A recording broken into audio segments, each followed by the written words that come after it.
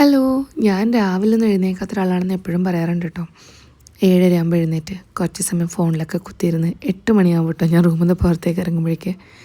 അപ്പോൾ അശ്വിന് രാവിലെ ബ്രേക്ക്ഫാസ്റ്റിന് ചിക്കൻ റൈസ് ആണെങ്കിൽ ഭയങ്കര ഇഷ്ടമാണ് കേട്ടോ. പിന്നെ അതാകുമ്പം എനിക്കും ഭയങ്കര എളുപ്പമാണ് ഉണ്ടാക്കാൻ.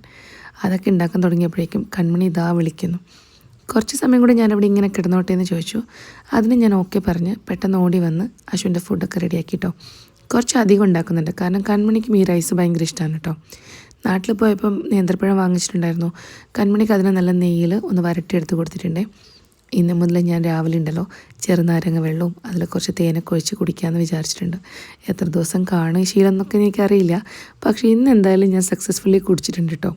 അതിനുശേഷം കൺമണിക്കുള്ള പാലൊക്കെ റെഡിയാക്കി, പിന്നെ ടിഫിൻ ബോക്സൊക്കെ റെഡിയാക്കി നമ്മൾ രണ്ടുപേരും പെട്ടെന്ന് പോയി കുളിയൊക്കെ കഴിഞ്ഞിട്ട് വന്നു കേട്ടോ. കൺമണിനെ ഡ്രോപ്പ് ചെയ്യാൻ പോകുമ്പോൾ ഞാൻ വിചാരിക്കും, ഇനി കുറച്ച് സമയം എനിക്ക് അവളെ മിസ് ചെയ്യുമല്ലോ എന്ന്. തിരിച്ച് വന്നൊരു ശ്വാസം വിടുമ്പോഴേക്ക് ഇതാ അവളെ കൂട്ടിക്കൊണ്ടുവരാൻ സമയമാവും കേട്ടോ.